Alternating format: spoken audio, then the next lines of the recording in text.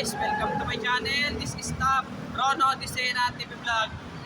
Ngayon po ay latest update naman po tayo dito ngayon sa may LRT Line 1 extension papuntang Cavite na po. Mau-open na po ang LRT Line 1 pa Cavite extension by bago mag-Christmas po. Kaya yung mga pasahero po dyan sa PNR po ay konting tiis na lang po, ay mabubuksan na po itong LRT Line 1 pa Cavite extension po. Alam po natin po ay hindi po natin kaya magtaga po ng po. Kasi alam po natin po ay matagal po, gawa po kasi mag-traffic po kasi kaya. At huwag niyo po kalimutan, i-follow niyo na po ang aking Facebook page, TikTok page, Snapchat page, at i-subscribe niyo rin po ang aking YouTube channel po. Tara po, let's go po!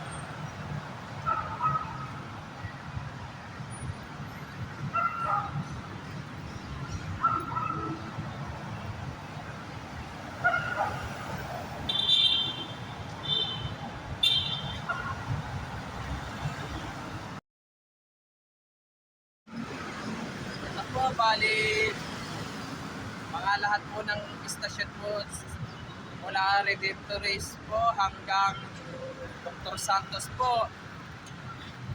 Kaya konting tiis na lang po, lalo na yung mga pasahero po sa may PNR po, ay mabubuksan na po yun ang LRT Line 1 Cavite Extension po. Pero hanggang Dr. Santos na po siya. Hanggang Dr. Santos na po siya. Yun na po siya. Kaya tama-tama, may sakaya po papuntang Libutan, Alabang, Laguna, at Cavite po. At huwag niyo po kalimutan, mag-comment po kayo at huwag niyo rin po kalimutan, please like, share, and subscribe po dito sa aking YouTube channel po. Thank you for watching. God bless to all po. Yung mga bago pa lang po kayo sa aking YouTube channel po, huwag niyo po kalimutan, pindutin po ng bell po